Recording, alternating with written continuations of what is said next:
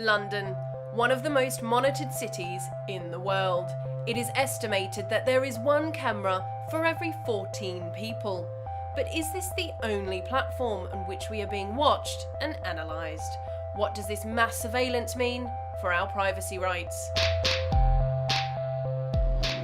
My name is Lauren Peter, and I'm curious to find out how much of our online information is being collected, analysed and traded by the websites we all visit each day.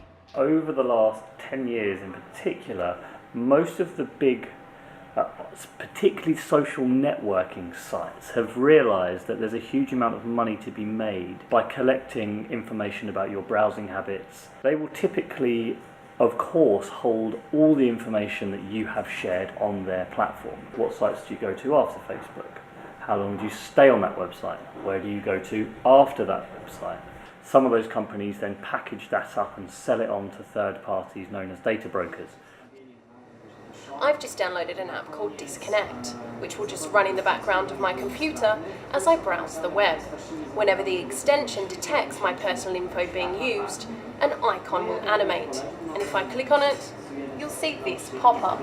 The blue glowing circle represents the website I visited directly, and the rest of the circles are sites I never even visited, like advertisers, analytic services, and social networks.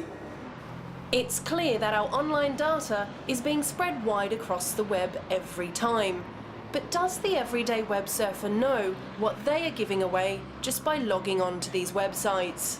Unfortunately, the internet is such a big part of our lives now that it's something that you just sort of have to put up with. I'm quite invasive that people are storing my information and know that much about me, know more about me than I know about myself. I find it quite jarring when you're on a website and suddenly something you looked at 3 months ago pops up in the corner of the screen. It's a bit violating your privacy, really. If somebody came to your front door and started asking all these questions so they could settle on, you'd be pretty sort of peeved off, really. I think as we share more online, as we live more of our lives online, as we learn more about what really happens to our data online, it stands to reason that people are more worried about that. And we're already seeing changes in behaviour as a result. Well, we have found out that the majority of websites that you visit will be collecting some kind of data on you. How that information is being used is still a grey area.